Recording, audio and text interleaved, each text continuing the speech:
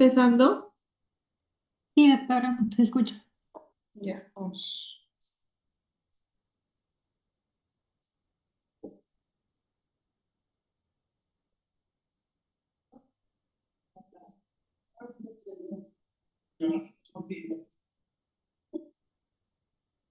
Ya. Bien. A ver, empecemos. El tema de hoy día que vamos a tratar es acerca de la anatomía y fisiología renal. Eh, ¿Pueden ver? Sí, ¿no? Sí, doctora. Ya. Para empezar, el riñón tiene una forma de habichuela, son dos, y es de color rojo violáceo de consistencia firme. Las funciones básicamente van a ser las excretoras y las funciones hormonales. Las funciones excretoras tienen como finalidad la formación de la orina, la regulación química del medio interno en una homeostasis, ya sea hidroelectrolítica, ácido base, mineral ósea, y funciones hormonales como la síntesis, por ejemplo, de eritropoyetina, la síntesis y secreción de renina y la activación de la 25-hidroxivitamina D, que es la vitamina activa que favorece la reabsorción de calcio a nivel del túbulo renal. ¿Ok? Entonces tenemos funciones excretoras y funciones hormonales.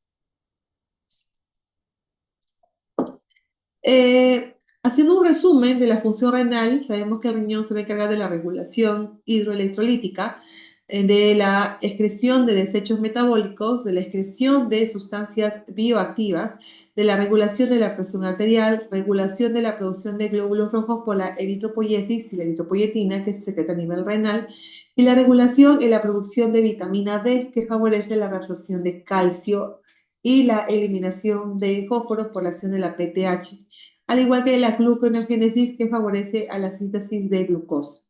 ¿Ok? Acá nos falta también la secreción ácido o la regulación ácido-base. ¿Ok?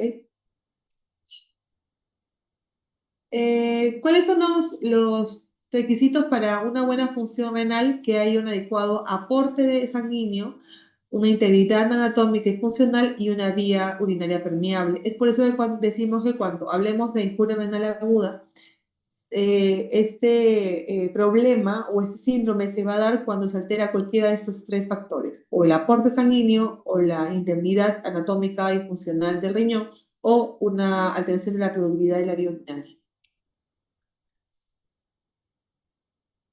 Si vemos ahí a grandes rasgos, podemos observar que el riñón derecho se encuentra ligeramente, ¿okay?, más inferior que el riñón izquierdo, y eso, como habrán escuchado y habrán leído, se debe a la presencia del hígado. Aparte de eso, alguna otra característica anatómica importante es que cuando hablamos de la irrigación del riñón derecho, vamos a ver que el riñón derecho tiene una arteria y una vena mucho más larga que el riñón izquierdo, ¿ok? Y el riñón izquierdo, a su vez, tiene una irrigación arterial mucho más corta, como lo pueden evidenciar acá. ¿Pueden ver el mouse? Perdón, en la flecha. Sí, sí se logra ver. Ok, entonces, ¿por qué es importante? Porque va a tener mucha mayor irrigación el riñón izquierdo que el derecho, porque la arteria renal es mucho más corta, o sea, el trayecto que tiene que atravesar es mucho menor, y por eso vamos a encontrar que una de las diferencias importantes es que el riñón izquierdo va a ser un poquito más rechonchito, más grande, más voluminoso que el riñón derecho, ¿ok? Y el riñón derecho obviamente va a estar mucho más hacia abajo, o sea, más descendido por la presencia del hígado. Cuando hablamos de peso, decimos que el riñón en el varón pesa aproximadamente entre 125 y 170 gramos y en la mujer de 115 a 155 gramos. Y las medidas de largo es 10 centímetros, de ancho son 5 a 7 centímetros y de espesor antero-posterior de 2,5 a 3. El resumen es 12 por 6 por 3, es el valor que deberíamos memorizar del riñón.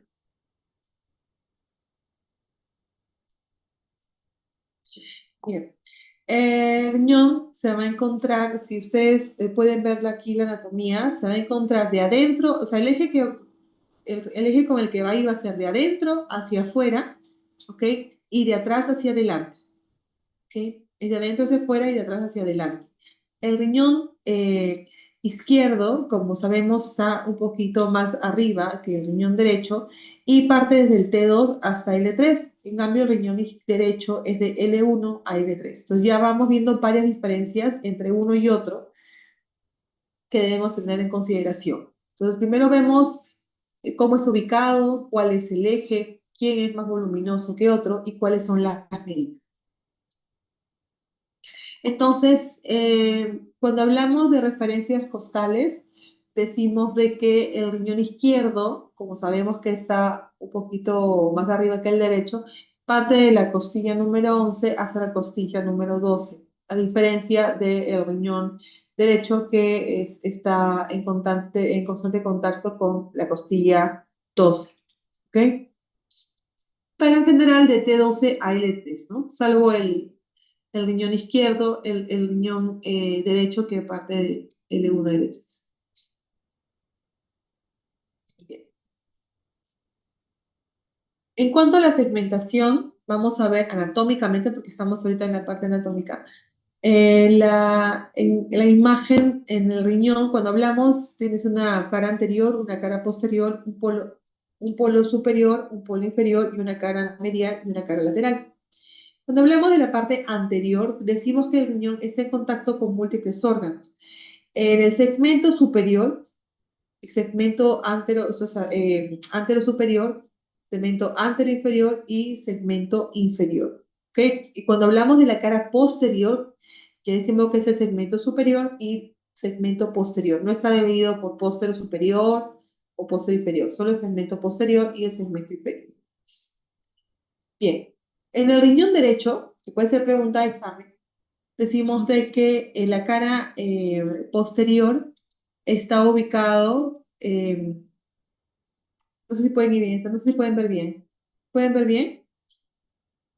Sí, doctora. Se encuentra ubicado el hígado, ¿ok? En el segmento superior se encuentra ubicado el estómago, cuando hablamos del riñón derecho. En el segmento posterior, o sea, todo esto es la cara posterior, ¿ok? Está el estómago, está ubicado el hígado, está en el segmento inferior, va a estar ubicado el colon, ¿ok?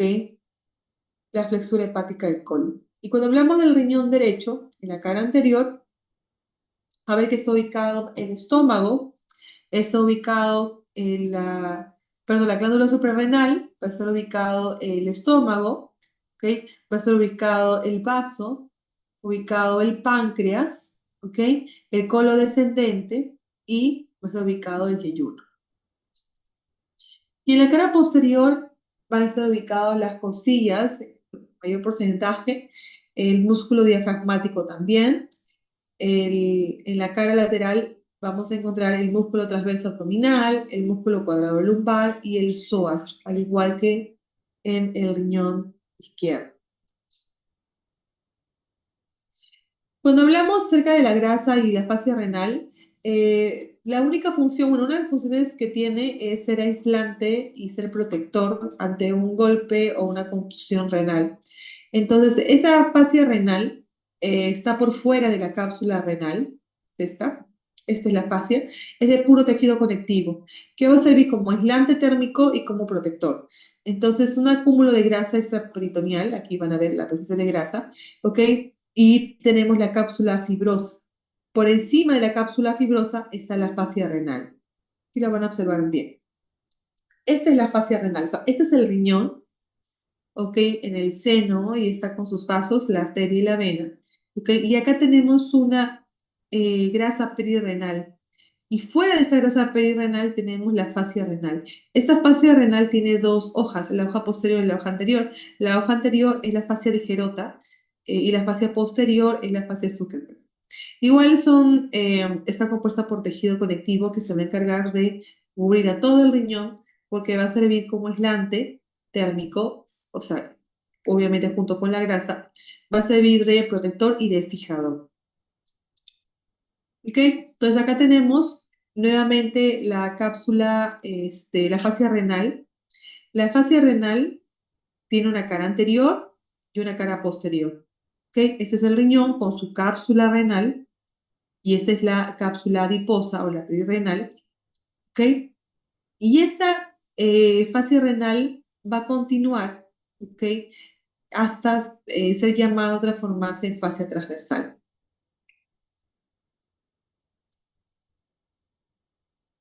Igual, esta es la grasa, la fascia anterior, la fascia posterior, y aquí está la fascia interreno-renal, que es la que se va a encargar de cubrir la glándula suprarrenal. El hilo renal, que es esta imagen en el centro del riñón, ¿okay? Está en el borde interno y tiene una hendidura donde van a salir varios vasos sanguíneos, como la arteria, la vena renal, los vasos linfáticos y también la pelvis renal, que es esta imagen. ¿Okay? Y está rodeado por una cápsula fibrosa suave y es fácil de desprender. Entonces, si hacemos un corte, ¿qué tipo de corte es este, chicos? ¿Es un corte transversal, longitudinal o coronal? ¿Alguna idea? Coronal. Coronado. Exacto, ya. Entonces, en el corte coronal, nosotros vemos que el riñón está compuesto de una corteza y una médula, ¿cierto? Esta es la corteza renal, como lo evidencia acá, y esta es una médula renal que está compuesta porque vamos a iniciar. La corteza renal está compuesta básicamente por glomérulos y la médula renal está compuesta por varios órganos pequeños. Por ejemplo, la pirámide renal, que es esta, que tiene esta forma de una pirámide, y tienes la columna, ¿cierto? Las columnas renales o columnas de Bertini, ¿ok? Entonces, esta es la pirámide y esta es la columna de Bertini. ¿Okay? Todo esto está formado en la médula renal. Este de aquí, dentro de la médula, está el seno renal. Aquí están los cálices mayores, los cálices menores, los cálices mayores. La unión de estos cálices menores forma los cálices mayores y la unión de los cálices mayores, la pelvis renal. ¿Ok? Todo esto está dentro del seno renal. Recuerden, todo esto es el seno renal y está dentro de la médula renal. ¿Ok? Entonces, disculpen, cuando hablamos de la corteza renal, decimos que es la zona más externa y más pálida. El espesor es de 10 milímetros y se prolonga hacia las columnas, hacia la médula, que son las columnas de Bertini, que es lo que les acabo de comentar.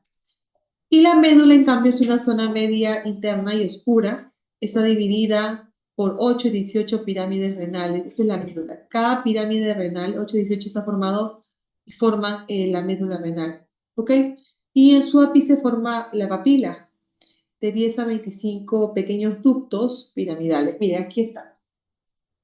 Estos son las columnas de Bertini, ¿ok? Las pirámides renales, perdón.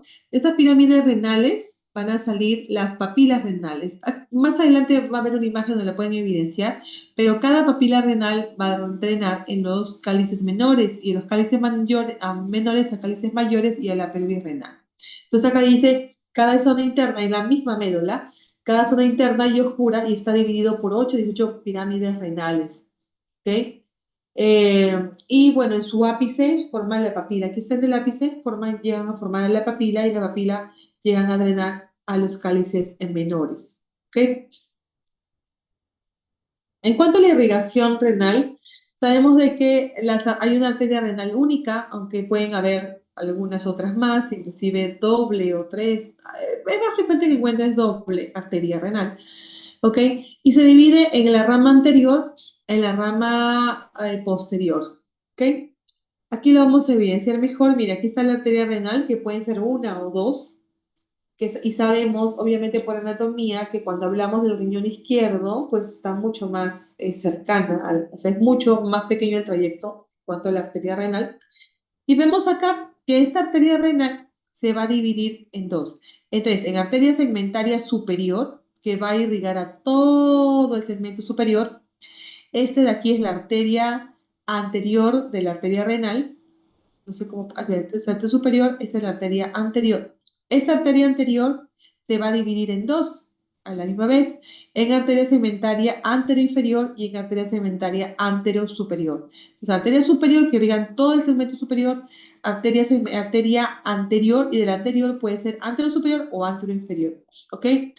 Y esta arteria que ustedes pueden ver aquí, que es la arteria segmentaria inferior, ¿ok? Esta rama, como ven acá, es la rama anterior, pero acá hay una rama que sí pueden evidenciar bien, que es la rama posterior. Todo va a irrigar a la cara anterior, como hemos visto, y a la cara posterior del riñón. Entonces, si hacemos un zoom, vemos de que la arteria renal, que puede ser única o puede ser múltiple, ¿ok? Se va a dividir en arterias segmentarias, ¿ok? Todo lo que más adelante lo vamos a ver. Segmentarias, estas arterias segmentarias en arterias lobares, estas en interlobares, después las arterias arcuatas, interlobulares, y de ahí sale de la arteria interlobular la arteriola aferente, el capilar glomerular y la arteriola deferente, que es por donde sale luego de generar la función en el glomérulo. Entonces, aquí vamos a poder ver que, por ejemplo, si vemos en la arteria superior, ¿ok? Segmentaria superior, vamos a ver que en la arteria segmentaria superior nace las arterias. Aquí ven esta imagen de acá, son las arterias interlobares. Ven esta imagen, chicos, que yo no sé si pueden llegar a evidenciarla. Bueno, estas de aquí son las arterias esas son las interlobulares, ¿ok? Luego de las arterias interlobulares, porque están entre los lóbulos, ¿ok? Vamos a encontrar las arterias arqueadas. Estas arterias arqueadas son las que van a dar origen a las arterias interlobulares, ¿ok? Estas arterias arqueadas, porque ven como tienen una imagen medio arqueada, van a dar origen a las arterias corticales o las arterias interlobulares. Y esas arterias interlobulares son las que van a dar origen a la arteriola aferente. Entonces, en resumen, sabemos que tenemos una arteria renal que se va a dividir en anterior y posterior. La anterior se va a segmentar, ¿ok? Y van a generar las arterias interlobares, las arterias arqueadas y las interlobulares. Y estas interlobulares son las que van a dar origen hacia las arteriolas eferente y aferente, ¿ok? Interlobulares. Bien, entonces, aquí hemos visto, ¿ves? Las arterias arqueadas o arcuatas, ¿ok? Que es la arcuata también, las interlobulares, las arterias interlobulares, y luego van a salir de acá la arteriola aferente, el glomérulo y la arteriola deferente, y luego la vasa recta, que son vasos, que se llama vasa recta, que va a irrigar a los túbulos renales. ¿Hasta ahí vamos bien, chicos? Sí, doctora. Ya, perfecto. ¿Cómo es el drenaje venoso? El drenaje venoso va al revés.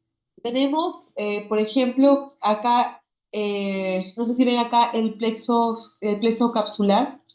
Igual, esa es como si fueran las interlobulares y como si fueran las arterias aferentes y eferentes, van a los túbulos, ¿no es cierto? En las arterias, todo empieza a nivel tubular, con las arterias aferentes, ¿ok? Y la base recta. Una vez que tienes la base recta, todo va a regresar de la base recta, va a formar los capilares interlobulares y luego va a llegar a generar, como las venas arcuatas, van a ir al plexo capilar porque hay un plexo capilar y del plexo capilar van a drenar en la vena renal y de la vena renal van a salir hacia la vena cava, ¿ok? Más adelante hay un cuadro para que lo podamos ver mejor. El cuadro de la inervación renal tiene una inervación simpática y una inervación parasimpática. En la inervación simpática vamos a ver que va a proceder de las ramas torácicas 10, 11 y 12 y las lumbares 1. 10, 11 y 12 y las lumbares 1. Todo este es el tronco simpático de la médula espinal. Saben que todo lo que es sistema simpático va a favorecer a la producción, por ejemplo, la estimulación de la secreción del beta 1 adrenérgico. Más adelante vamos a ver cuál es la función, pero va a ser importante. Y su función es estimulación y vasoconstricción. Y si vamos a tener una vasoconstricción de los vasos renales, va a disminuir obviamente el flujo renal. Y estimula la liberación de la renina por las células yuxtaglomerulares. El beta-1 adrenérgico, que es un sistema simpático, cuando se activa, es decir, cuando hay una disminución de la presión arterial, disminuye el flujo plasmático en la arteriola aferente, se va a activar este sistema beta-1 adrenérgico y esto va, o sea, el sistema simpático, y esto va a activar el beta-1 adrenérgico y esto va a activar a la liberación de la renina por las células yuxtaglomerulares. ¿Okay? Entonces, cuando hablamos de la nefrona, decimos que las nefronas pueden tener dos partes, la parte glomerular y la parte tubular. Esa es la nefrona, compuesto con la parte glomerular y tubular. La cantidad es 800.000 a 1.000.000 por riñón y no se puede regenerar, es lo que le comentaba ahora. Cuando uno tiene un problema renal, lamentablemente no regenera, ¿ok? Solamente se adapta. Y mayor de 40 años se reduce en un 10% cada 10 años la función, la tasa de función glomerular. Bien, tenemos varios tipos de nefronas que están compuestas por un corpúsculo renal túbulos. Tenemos corticales y tenemos yuxtamedulares. Esto como ven acá, es la pirámide renal, ¿ok? Esta línea, ahí nace. Cuando hablamos de, obviamente los glomérulos, el glomérulo se va a encontrar a nivel de la corteza, no en la médula, ¿ok? Y este es el límite de la pirámide renal que obviamente es un componente de la médula. El 85% de las nefronas pueden ser corticales, es decir, que se encuentra aquí, en la corteza, ¿ok? Y es responsable de eliminar la sustancia de desecho y reabsorber nutrientes. Pero el 15% pueden ser yuxtamedulares. Yuxta significa al costado, junto, junto a la médula. Yuxtamedulares es el 15%. Este tipo de nefronas tienen un túbulo mucho más profundo, si se dan cuenta. Y justo en esta asa de Henle, que es parte del túbulo renal, va a encargarse de una labor muy importante que es la concentración de la orina. Por eso es que las nefronas yuxtamedulares son mucho más largas, obviamente las de Henle, van hacia toda la médula y la función principal es la concentración de la orina. El corpúsculo renal es un penacho de capilares fenestrados, interconectados, y tienen una cápsula de Bowman, como pueden observar aquí. Entonces, la función del riñón lo hace aquí los glomérulos, ¿no es cierto? Ese penacho ¿cómo se llama? De vasos capilares, y cuando libera la orina, la va a liberar en este espacio de Bowman, ¿ok? Y esto de acá, como pueden evidenciar, es una cápsula, la cápsula de Bowman. Esto es el ese es el arteriola aferente. Perdón, aquí nace la arteriola aferente que está ingresando y la arteriola eferente. ¿Ok? Y esta es la cápsula de Bowman. ¿Y qué sería esto, chicos? ¿Alguien tiene alguna idea?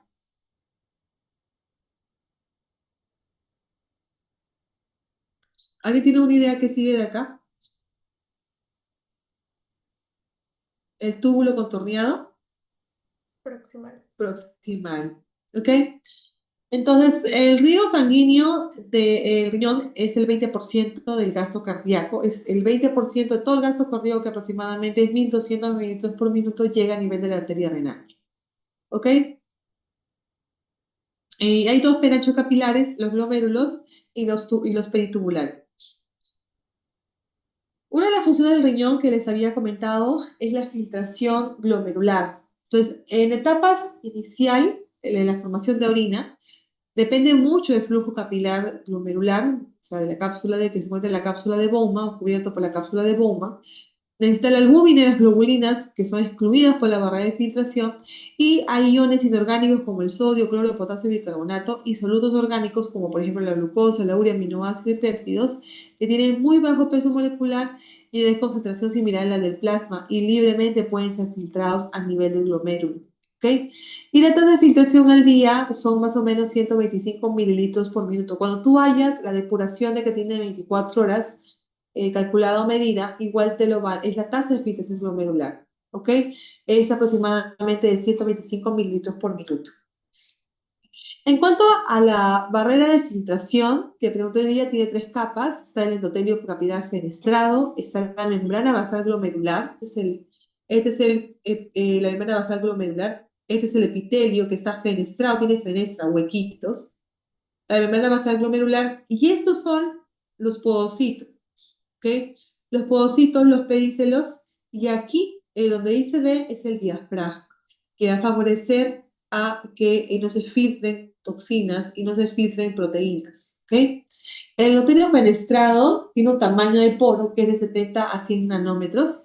Es una barrera física para las macromoléculas del plasma, es decir, moléculas que pesan más de eso, tienen más de ese tamaño, más de 100, no van a poder ingresar. Y las células endoteliales presentan en el glucocáliz cargado negativamente. Es por eso que negativo se repele. Y por eso que la albúmina. ¿Sabe ahí cuánto mide la albúmina? ¿Cuánto pesa la albúmina?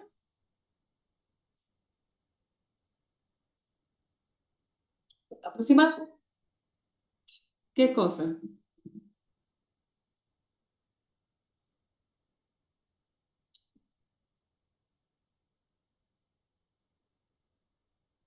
¿Alguien, por favor, tiene idea de cuánto pesa la albúmina?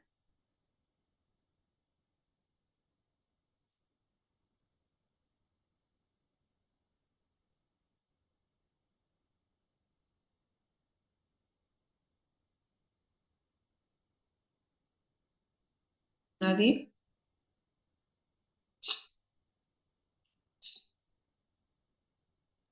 Doctora, 66,5 kilodaltos, ¿a eso se refiere? Exacto, 66 kilodaltos. Así, ese pesa la albúmina. ¿Ok? Bueno, y definitivamente, pues, no va a poder pasar por el poro. Entonces, y más aún es electronegativo. Se van a repeler y no va a poder pasar. Entonces, aquí la membrana basal está compuesta por la rara interna, la lamina densa y la rara externa. Y la composición de esta membrana basal, como lo comentamos creo que en la tarde, tiene una laminina, tiene colágeno tipo 4, colágeno tipo 5, tiene entactina, tiene glicoproteínas, proteoglicanos de paransulfato, y cuánto mide de 30 a 35 nanómetros y poros de 8 nanómetros, ¿ok? Y obviamente también cargado negativamente. El diafragma porositario es importante para evitar la liberación de la albúmina y cumple un rol directo e importante en la filtración glomerular selectiva. No vas a poder filtrar todo lo que quieres, ¿ok? Específicamente la albúmina. ¿Qué proteínas hay en la membrana de filtración? La podocina, la nefrina, que se encuentran en el diafragma. Miren acá, lo que les comentaba en la mañana. Hay nefrina, este es un pedicelo, un pedicelo y pedicelo, y entre ellos hay un diafragma. Aquí hay la proteína FATI 1, FAT1, FAT2, tiene la nefrina 1, nefrina 2, ok, lactina, todo esto, si se altera, va a favorecer la liberación de la albúmina. Cuando hablamos de los túbulos renales, decimos de que obviamente inicia cuando termina la cápsula de Bowman. Es una capa simple de tejido epitelial que va desde cilindro cúbico a cilíndrico, ¿ok? Que van a reposar en la membrana basal. Mire, túbulo contorneado proximal. Aquí está el glomérulo, la cápsula de Bowman y desde el túbulo contorneado proximal. Luego del túbulo contorneado proximal está el asa de Henle. El asa de Henle descendente, ascendente delgada, ascendente gruesa, y termina en túbulo contorneado distal, ¿ok? Túbulo colector, y luego del túbulo colector, ¿hacia dónde se va? Hacia lo que hemos comentado que eran las papilas, ¿se acuerdan? Que van a todos terminar en los cálices menores. ¿Cuáles son los procesos básicos tubulares? Primero la filtración, que es un proceso donde va a filtrar agua, los solutos, todo lo que se encuentra en la sangre a través de la barrera de filtración, ¿ok? Y bueno, entran al espacio de bomba. La secreción son todas las sustancias en movimiento, citosol, células epiteliales que van al lumen tubular. O sea, el proceso de filtración es todo el plasma, todas las sustancias del plasma que van a pasar a la cápsula de bomba. Y la secreción, en resumen, es todo lo que va a salir hacia el lumen tubular. La reabsorción es cualquier sustancia del lumen. Es una que capa epitelial al intersticio y van a los vasos capilares. Esta reabsorción se da a nivel tubular, ¿ok? Ese movimiento que hay de un soluto del epitelio, del túbulo, obviamente, ¿ok? Al intersticio y hacia los vasos capilares. Aquí también, Puede haber otro tipo de funciones. La excreción, que es la salida de las sustancias tóxicas del cuerpo, la síntesis, que contribuye a partir de precursores moleculares, y catabolismo, que son sustancias que se descomponen en componentes moleculares mucho más pequeños. Entonces, esta es tu cápsula de Bowman, es la cápsula de Bowman, donde es el penacho glomerular, ¿ok?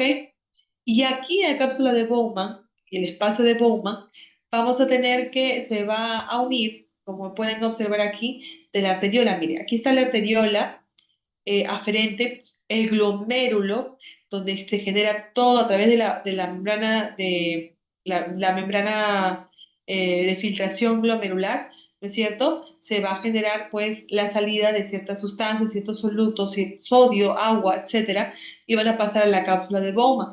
La cápsula de Bowman es parte casi del túbulo, porque de ahí inicia el túbulo proximal, ¿ok? Hasta que pueda favorecer la eliminación. Entonces aquí van a observar lo mismo, miren, la parte arterial y la parte tubular. Esta es la arteriola aferente, el glomérulo, la arteriola eferente, ¿ok? Aquí tenemos la cápsula renal y aquí tenemos la cápsula de Bowman. Esa cápsula de Bowman va al túbulo proximal, asa descendente gruesa de Henle, descendente delgada y ascendente gruesa de Henle. Va hacia el túbulo distal, túbulo colector y sal. En cuanto a la arteria, termina la arteriola eferente, que va a los capilares peritubulares, miren, va alrededor de los túbulos. Y esto va a ser importante. ¿Por qué creen que es importante que haya una buena irrigación a nivel peritubular? ¿Alguien tiene alguna idea?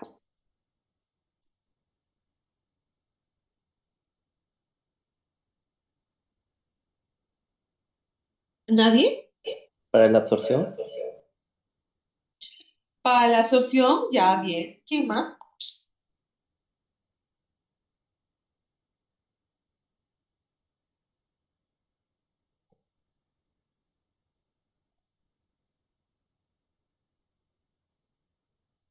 Aparte, Para inter- permitir la secreción, ¿cómo? para la secreción, Bueno, para la función tubular. Ajá, ¿alguien más tiene alguna idea?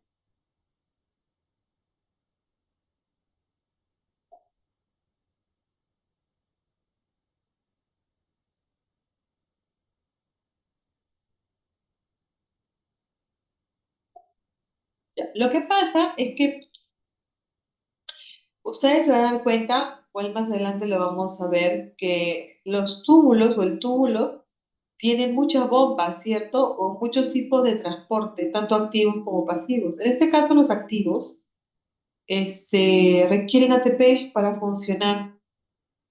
Obviamente, ATP necesita oxígeno. Por eso que es importante la irrigación a nivel de los capilares pertubulares, porque van a favorecer oxígeno para que puedan funcionar las bombas con ATP y pueda haber función. Cuando tenemos un paciente con una insuficiencia renal aguda, esas bombas no funcionan porque obviamente no hay una irrigación adecuada en los capilares peritubulares. Al no haber una irrigación adecuada, no va a haber oxígeno. Y si no hay oxígeno, no van a funcionar las bombas y entra un paciente en un estado de insuficiencia renal. Es por eso que tú puedes encontrar presencia de alteración electrolítica, ácido base, básicamente porque se daña el túbulo, pero es un daño funcional. ¿Ok? Bien.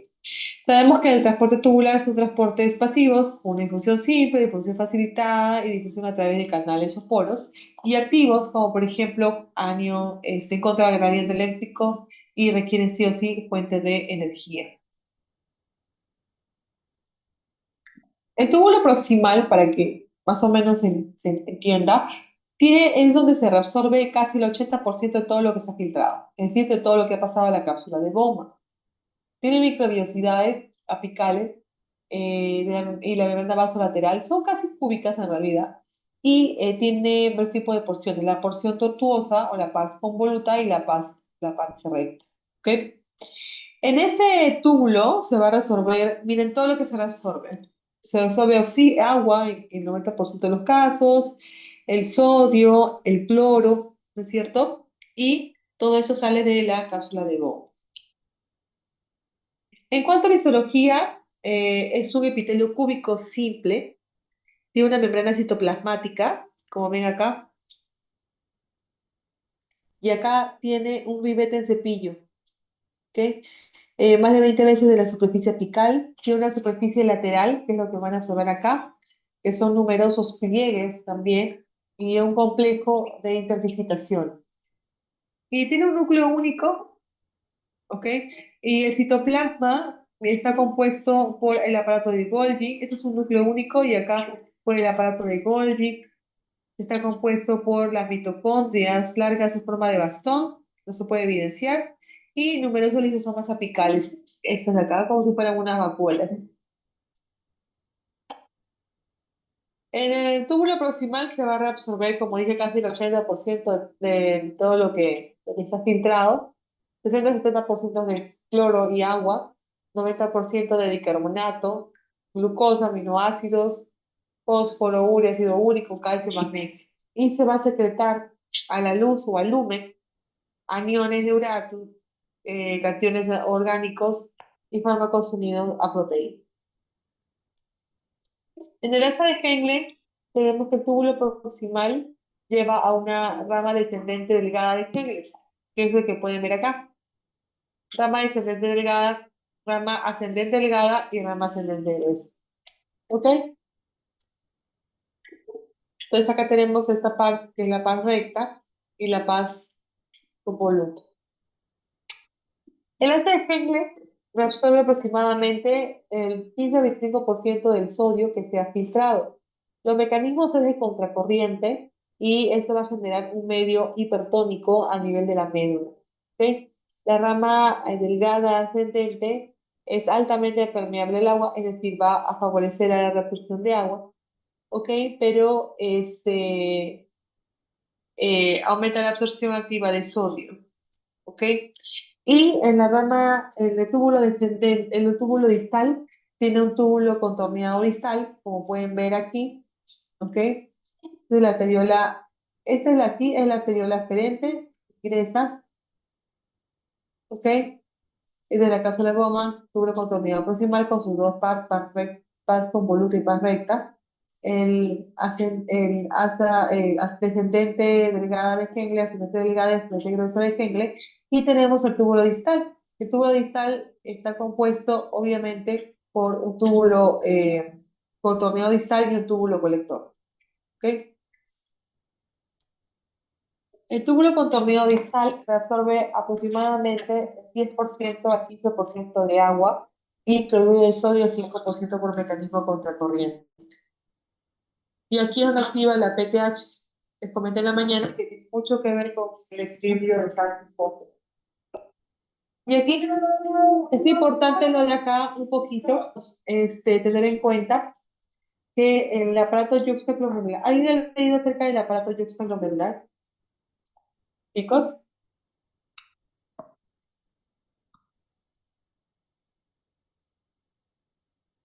¿alguien ha leído? Para la progresión de la retina. A ver, ¿cómo está compuesto el aparato yuxtaglomerular? A ver,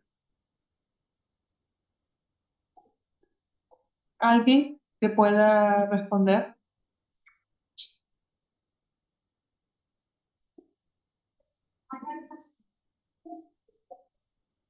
Chicos, De ¿alguien la que pueda mácula responder? densa y el tubo contorneado distal, doctora.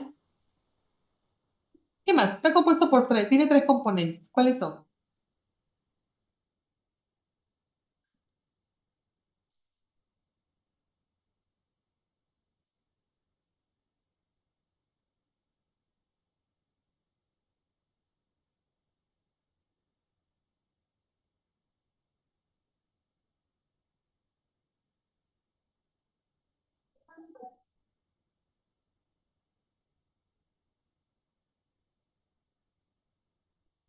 Por la mácula densa, las células yuxtaglomerulares y el mesangio. Ya. ¿Y qué más?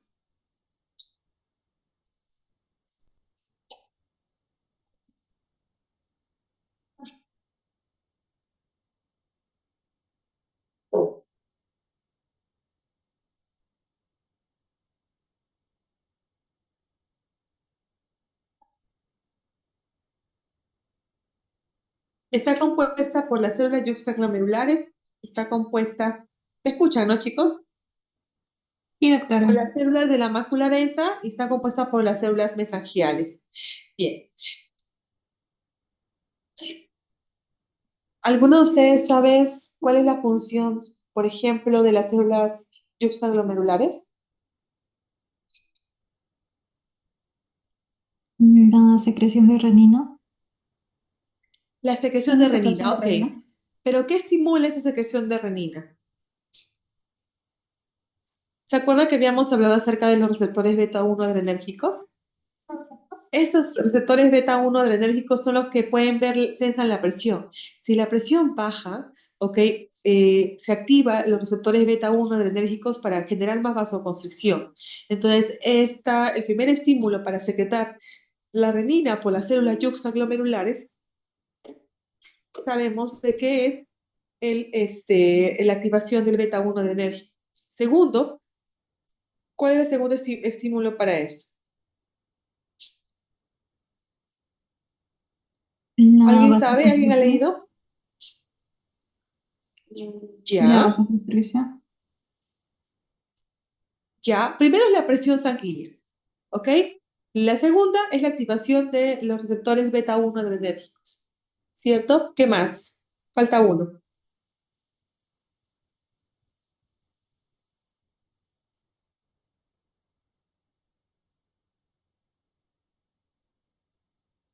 Y en cierta manera y en cierta forma, la variación del sodio, ¿ok? Y del cloro a nivel del túbulo contorneado distal, ¿ok?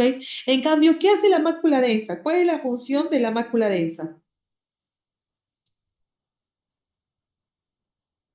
La función de la mácula densa, chicas o chicos, solamente es la secreción. O sea, lo que hace es censar. Censa a nivel del túbulo contorneado distal el cloro.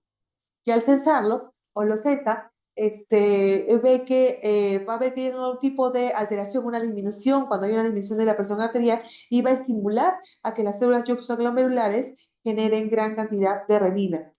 Y al final, si secreta renina, activa el sistema renina-angiotensina-aldosterona y favorece la reabsorción de sodio y de agua. Entonces, en resumen, ¿qué ocurre? Cuando tú tienes, por ejemplo, un estado de hipovolemia, porque no sé, en ese momento te dio, pues, no sé, diarrea, ¿no? No consumiste agua y entraste en un estado de hipovolemia. Obviamente, no una hipovolemia como un sangrado, porque ahí se desactivaría. El feedback túbulo glomerular o esta aparato yuxtaglomerular actúa siempre, constantemente, en cualquier momento, ¿ok? Entonces, cuando tú tienes, por ejemplo, eh, una hipovolemia o disminución del sodio y del cloro, esta hipovolemia va a ser censado, o sea, va a ir menor cantidad de volumen sanguíneo a la arteriola aferente, al glomérulo y a la arteriola eferente, ¿ok? Y obviamente va a ir mayor cantidad de volumen de sodio y de cloro a nivel del túbulo contorneado proximal, túbulo contorneado distal, porque no va a haber poca filtración, y túbulo contorneado distal. En el túbulo distal va a haber menos cantidad de cloro y de sodio que van a pasar por allí porque estás en un estado de hipovolemia, va a haber menos filtración. Entonces, cuando ingresa o cuando llega menos cantidad de cloro, esto va a ser censado por la mácula densa, ¿ok? La mácula densa lo que va a hacer es censar y va a activar mediante unos transmisores, ¿ok? La activación de las células yuxtaglomerulares. Y esto va a activar y generar que se libere renina. Esta renina lo que va a hacer es activar el sistema renina-angiotensina-aldosterona. Y la aldosterona va a reabsorber sodio y agua a nivel del túbulo contorneado distal, ¿ok? Y a la vez es angiotensinógeno 2, porque se va a generar renina-angiotensina aldosterona. La angiotensina 2 va a ser un potente vasoconstrictor a nivel de la arteriola eferente. De tal forma que si yo tengo un vasoconstrictor a nivel de la arteriola eferente, que es la salida, ¿ok? Va a favorecer a mayor presión intraglomerular y mejor filtración. Sé que es un poco complicado explicárselos si no se persona con pizarra, pero ya poco a poco iremos explicando lo menos a los del grupo. Entonces, Esa es la función básicamente del sistema, la mácula densa y el aparato yuxtaglomerular. Caso contrario es, por ejemplo, cuando tú tienes o ese día comiste, no sé, una comida muy copiosa, con mucha sal, una parrilla, qué sé yo, mi volumen, ¿ok? Mi volumen plasmático renal va a ser mayor, porque obviamente voy a restringir sodio y agua, voy a tener mucho mayor volumen. Y va a haber más cantidad de volumen que va a llegar a nivel de la arteriola, perdón, a nivel va a haber mayor filtrado glomerular y va a haber mayor cantidad de volumen que viene a ser la arteriola aferente. Entonces, obviamente, si aumenta mi volumen, voy a tener más filtrado y me voy a deshidratar más, y eso que he consumido mucha cantidad de sal. Entonces, ¿qué ocurre en esos casos? Se activa un mediador que se llama adenosina, que favorece a la vasoconstricción.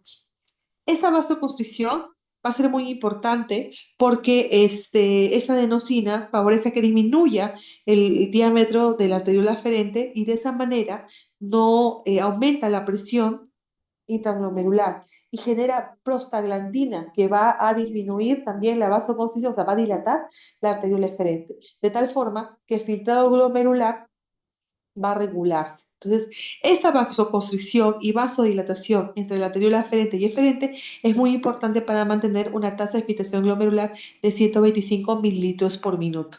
¿Ok? Eso siempre, o sea, no es estático, es dinámico, cambia cada momento, cada minuto que cambia y se modifica el volumen plasmático. ¿Ok?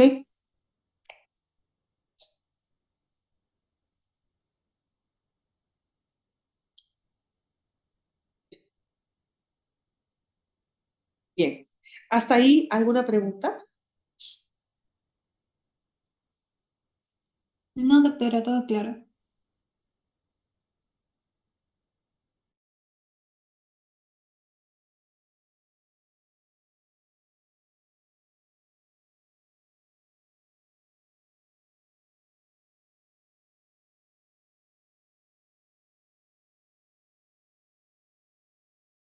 Espérenme, por favor, un minutito.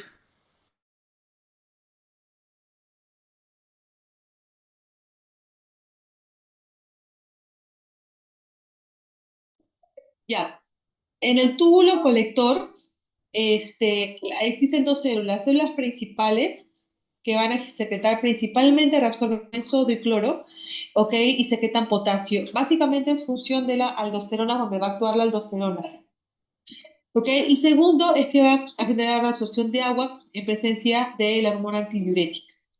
Cuando hablamos del túbulo colector, decimos que al final va a generar la orina, va a reabsorber sodio y cloro urinario en menos de 1.000 equivalente por litro, y es muy poco porque la mayor cantidad es en el proximal. Reabsorbe agua y urea dependiendo de la hormona antidiurética y la orina diluida concentrada. Y tenemos las células, por ejemplo, intercaladas, que vamos a toda esta función es de las células principales. Y las células intercaladas básicamente pueden ser tipo A, que se encargan más que todo de mantener la homeostasis fibroso-base, ¿no? Las de tipo A van a secretar hidrogeniones y reabsorber potasio y bicarbonato, y las del tipo B van a secretar bicarbonato y reabsorber potasio e hidrógeno, al revés, ¿ok? Y van a favorecer la reabsorción y la secreción de potasio. Esa es la función de la hormona antidiurética. En ausencia de la hormona antidiurética, vamos a tener gran volumen de orina diluida, y en presencia de hormona antidiurética va a favorecer también a la pequeño volumen de orina concentrada. Entonces, ¿qué ocurre acá? ¿Qué ocurre acá? Que, por ejemplo, no voy por ahí. ¿Qué ocurre? Que nosotros tenemos la hormona. ¿Alguien sabe dónde se secreta, dónde se produce la hormona antidiurética?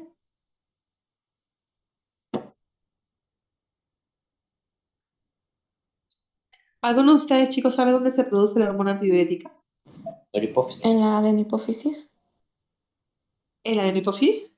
En el El hipotálamo. hipotálamo. ¿En la, ajá, ¿dónde? ¿Alguien lo En el dijo? hipotálamo. En el hipotálamo, ¿no es cierto? ¿Y dónde se almacena? En la hipófisis. Neurohipófisis. En la neurohipófisis. Entonces, la hormona antidiurética básicamente actúa en el túbulo colector, en el túbulo distal terminando en el túbulo colector. Lo que va a favorecer básicamente es, va a tener la homeostasis del agua. Entonces, cuando tú tienes, por ejemplo, la hormona antidiurética está presente, tú vas a reabsorber gran cantidad de agua. ¿Ok? Gran cantidad de agua a nivel del túbulo contorneado, del túbulo colector. Entonces, si resuelves gran cantidad de agua, y hablamos de reabsorción del túbulo hacia los vasos sanguíneos, la orina no va a tener gran cantidad de agua, va a tener más cantidad de soluto. Entonces, una orina concentrada. Pero cuando tenemos ausencia de esta hormona antidiurética, es decir, no estamos reabsorbiendo del lumen tubular hacia los vasos, voy a favorecer a que la orina salga diluida, no se está reabsorbiendo agua, se diluye, se diluye, se diluye y pues sale con gran concentración de agua y menos concentración de soluto, obviamente, porque está diluida. Entonces, hay ciertas patologías que me pueden generar esta alteración en la hormona antidiurética. ¿Alguien sabe cuál es? El SIJA. El CIJAT, ¿no es cierto? ¿Qué ocurre en el CIJAT? Que es la secreción inapropiada de la hormona antidiurética. ¿Hay gran cantidad o mucha cantidad o toda cantidad de hormona antidiurética? Aumenta. Ya. Y si aumenta mi antidiurética, ¿cómo está mi orina?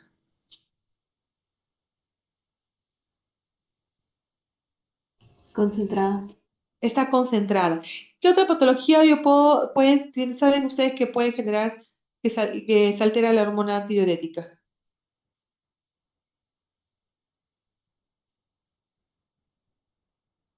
La diabetes insípida, ¿cierto? ¿Qué ocurre allí? ¿Cómo está la hormona antidiurética en la diabetes insípida?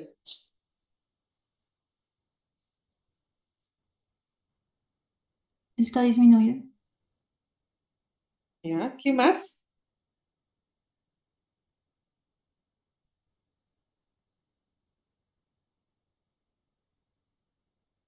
Chicos,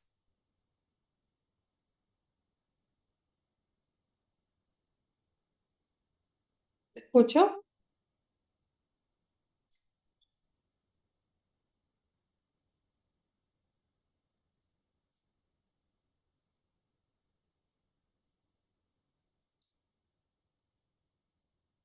La hormona antidiurética en la diabetes insípida está baja o ausente, ¿no es cierto? Y eso puede ser porque el hipotálamo no está produciendo o no liberan suficiente antidiurética de la hipófisis posterior. Entonces, ¿qué ocurre? Que los riñones no pueden retener el agua y se va a eliminar, ¿ok? Y se produce mucha orina diluida. Entonces, un caso importante de la CIJAT, cuando la hormona antidiurética está aumentada y la diabetes insípida, que puede estar disminuida. Ahí hablamos ya de diabetes insípida nefrogénica, diabetes central. Pero básicamente, las funciones de riñón son esas. Eh, no sé si tienen, por favor, alguna pregunta. Es un poco tediosa la clase, y es imposible que salgan en una sola clase, pero entonces, si tienen alguna pregunta, alguna duda.